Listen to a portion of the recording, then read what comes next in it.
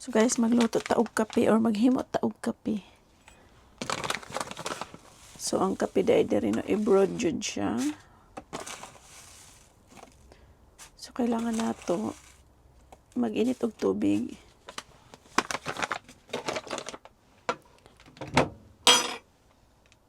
So kani siya, init na ni siya guys. So atong i-broad ang coffee. Kaya dili ni mainom si asawa og dili naka-broad coffee. So for today's video pala magbisaya ta guys. Bisaya version. So yun na niyon rapag himo og kape.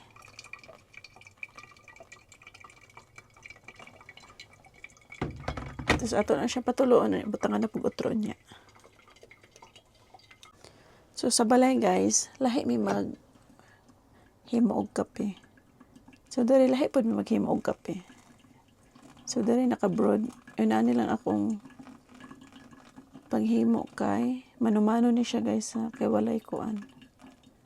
Walay coffee machine. Pero dito sa balay na may coffee machine na katong kuan.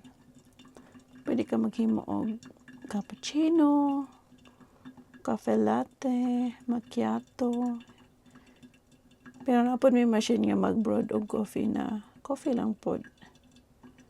So, diri manumano ko kay wala ko'y machine. Nag-init lang kog tubig diri sa kettle. Kana siya. So, mano yung kusina. At malimpyuta sa atong kalat kagabi. So, inani among kapihanan diri guys. Limpyuta sa atong kalat. So, nindot kayo ang kuan. Ang view. Murag wala kayo init today. Magkupaday kong mata mga auntie uncle no. So, for today's video, Bisaya version. Bisaya version. Magbisaya ko. I-try na to kung sa inyo may istorya. Bisaya lang ba? Or magtagalog lang ta sa ato ang vlog. So, magbisaya ko today. So, mapay pagmata na mo, or nako, kaya kung ba na natulog pa, nara mong kwarto dere, sa among camper van. So,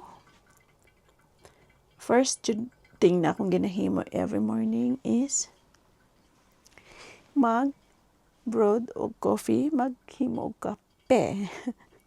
So, ayan. Yeah. Magkape me, after that, mamahaw na. Sa among pamahaw guys, magluto ko og itlog na lungag. Daghan na siya kay hantod na ugma. Ako lang i-ref.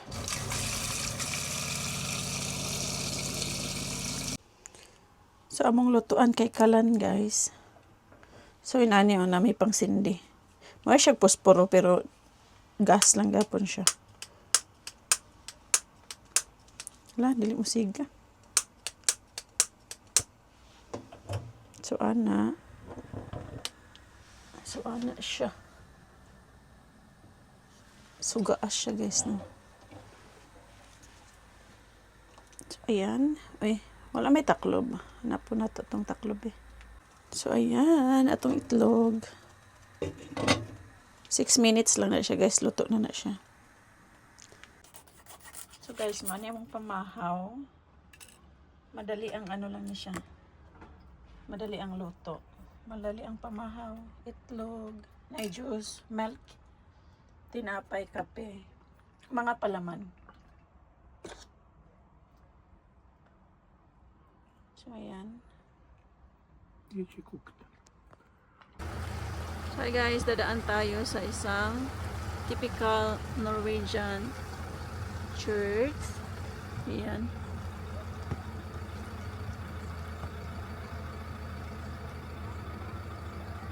Daming tourists, guys.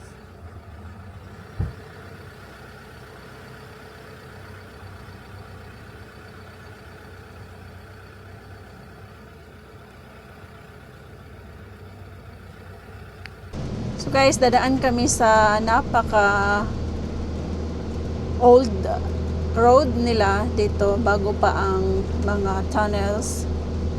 So maliit na road lang to, pero try naming dadaan dito ngayon kasi dumaan kami doon sa Stavcherka. Ang daming tourist doon kanina. So this is adventure. Nandito kami sa pinaka tawag nito, pinaka mountain. Guys, tingnan nyo yung daan, napakasikip. Ito yung daan nila dati nung old times. Dati pa talaga yung wala pang maraming new roads. Uy, tingnan nyo, oh.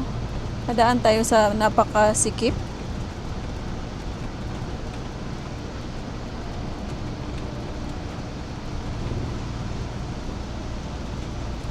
Yun ani yun yung mag-adventure. Sag-asa lang ta suok-suok ani. So ulan-ulan na pud ay diri mo nang nanguli na pud mi. Unya next week, today is kuan, unsa baron? Thursday. Next week magsugod na tag trabaho tan-awa. Pangpang na diha oh. Kuan na oh, tubig na oh.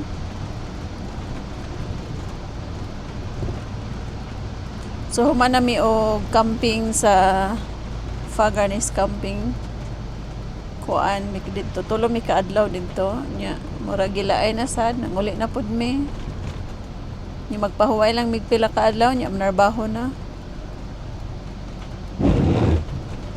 So bungtod na diha guys o nag-fog. So kuan lang 15 degrees naman siya, dili man ingon nga tugnaw noon kaayo. Pero daghang mga kabalayan dire o maagian.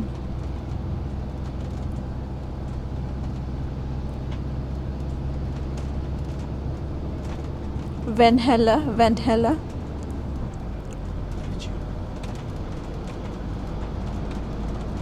Kamu guys, mahilig ba mo mag-adventure sa road trip o mga laglaag, camping? Kami mahilig ni.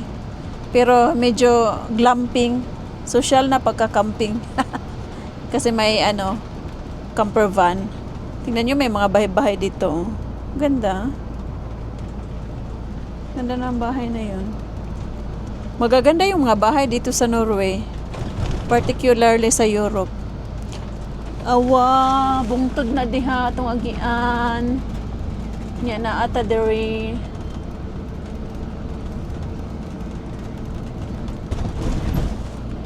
Naata sa Norway, pero ang atong suot is naka-Pilipino ngo. Philippine jacket.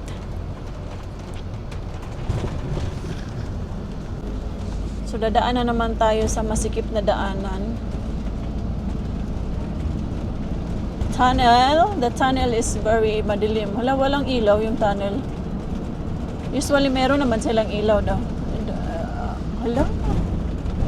May mga tubig sa gilid-gilid guys, ating daanan. Hindi pa ako nakadaan dito dati. Oh, may mga dyan oh. Tubig. May kanal. Kanal sapa. Sapa sa Bisaya guys. May mga sapa-sapa sila. Hinay lang atong dagan diri kay sikip jud kayo siya. The road is very smalt. Masikip. May tubig dyan guys oh. Look at that. Yan yung gilid-gilid ng ng ating dinaanan. Meron pa dyan. Oh, tunnel na maliit. Super liit na tunnel. Maiksi na tunnel pala.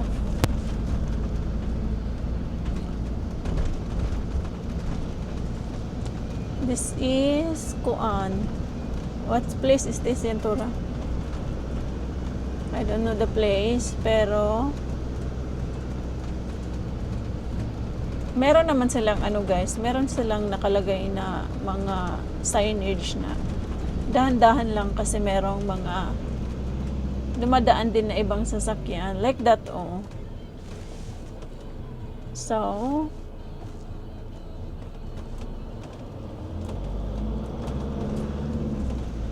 Ayan, nag-signal si Kuya, thank you, kasi nag-stop kami. Ganyan dito sila guys, bigayan lang ng daan. No, madisiplina tong mga tao dito. Ay, may ano dyan, oh. The sapa and the daan is very small. Grabe. Pwede siguro tayong mangisda dyan, oh. Guys, bukas mangisda ako pagdating ko sa bahay. Tomorrow I will go fishing. Tomorrow. So, mag-vlog din ako sa ano, sana may makuha tayo. Meron na naman tayong maano na pasalubong na sasakyan. So, hinto na naman si Uncle. So, ganahan dyan mi kaayo magkuan, magsigi og kanang drive aning Norway. Nindot magud kayo ang nature. Bahalag dili maayo ang weather, dili kayo okay, pero I can see safety kaayo ta diri, no. Maskin asa ta magato diri sa Norway, but be careful lang. Yeah. Guys, meron doong, oy, there is a falls. There is a falls there. Wow. O, di ba? Merong mga taong nagdadrive. Ha? Okay. They are tourists. Mga Chinese yung nakasakay doon sa ano. Ayan, biglang uminit, guys. Ayan.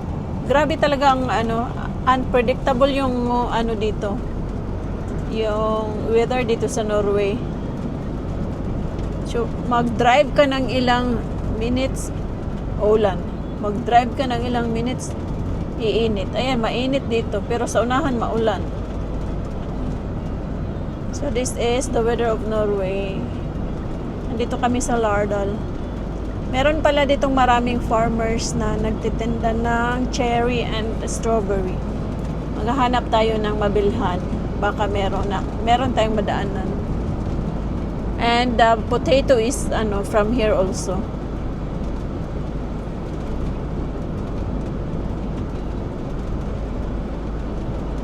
Daming farmers dito.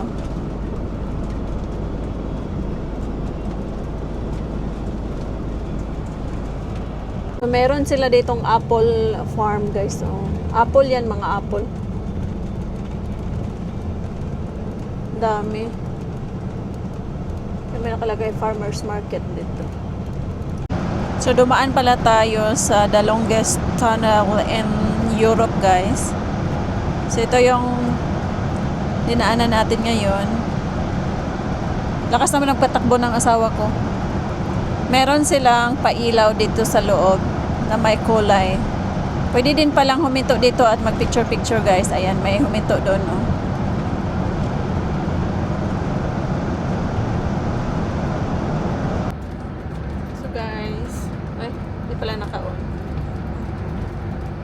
So guys, andito pa sa daan and may papakita ako sa inyo, guys.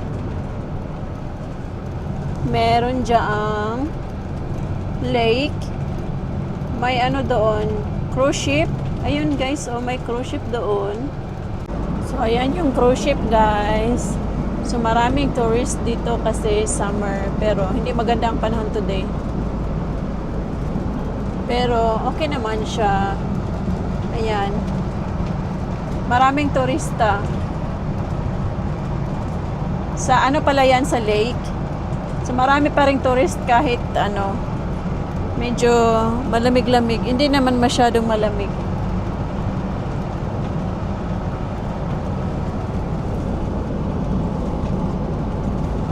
Ayan. Ayan yung malaking cruise ship dyan. So, yung tinitingnan nila dito, mga landscape ng Norway, yung mga falls, yung mga lake, and yung pinupunta nila dito, the nature. So, kaya maraming tourist dito sa Norway. Ayan, ang laki ng guys, barko.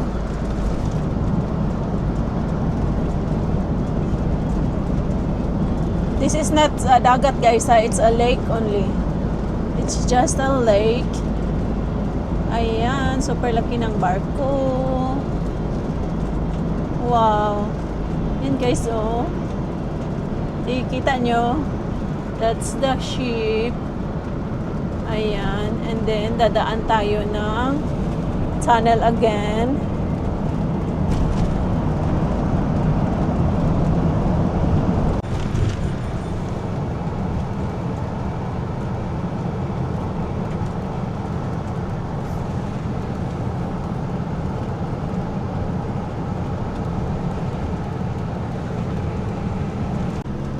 So, hindi kami nakahinto doon sa falls, Twenda Falls, kasi walang maparkingan. Diyos ko, super sikip ng wala kasing malaking parking space doon guys. So, dumaan lang tayo.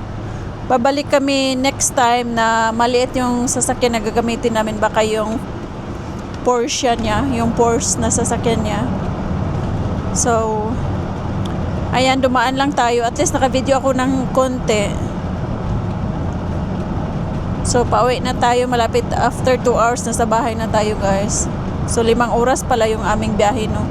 Galing doon sa Fagarnis Camping. So, ayan, diretso na tayo. Pero hinto kami ng gasoline station kasi paggasolina ata si asawa and bibili tayo ng makain. Baka burger na naman ang ating kakainin. Depende lang kung anong bibilhin ni asawa. So guys, meron tayong nadaan ng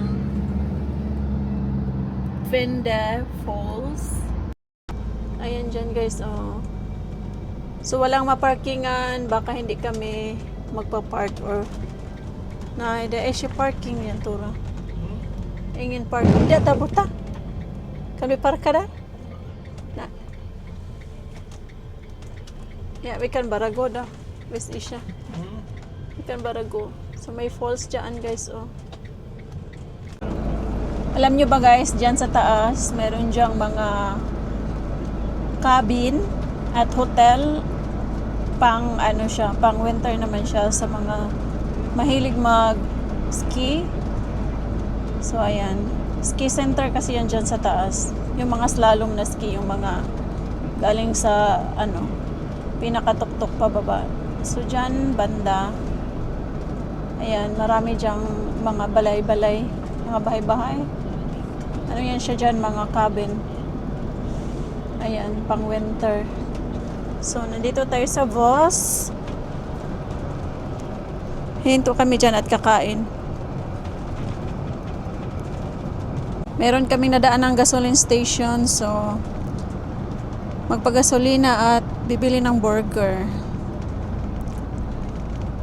Tuwing summer lang din kami makakakain ng burger guys. Pero hindi kakain ng asawa ko sa mga burger sa McDonald's. Ayaw niya yan.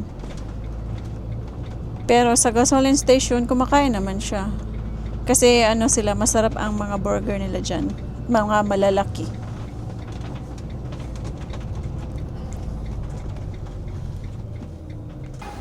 Sorry guys, bibili kami ng burger.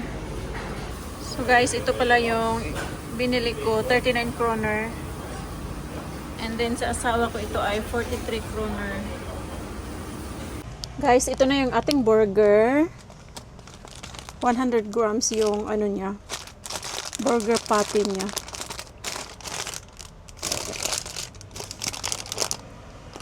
Let's eat.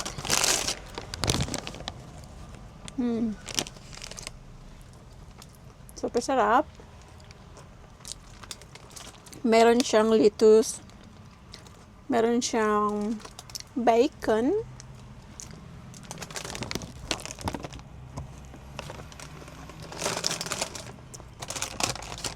I think this past 3 weeks, 2 beses na kami nakakain ng burger.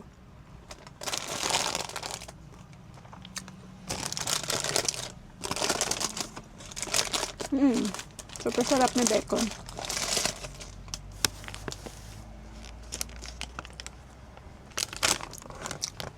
So, hindi kami nakabili ng prutas kanina doon sa doon sa nadaanan namin na may mga honesty store na mga nagbebenta ng prutas. Kasi wala silang wala silang stock, wala silang harvest. And then, hindi rin tayo lapit doon sa falls kasi nga walang parking. So, 2 hours na lang. Darating tayo sa bahay. So, ito pala yung drinks ko. This is water with lang siya. Lemonade. Para siyang juice. Juice ata to.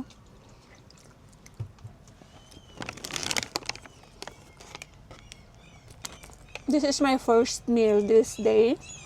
Anong oras na? Alas 2.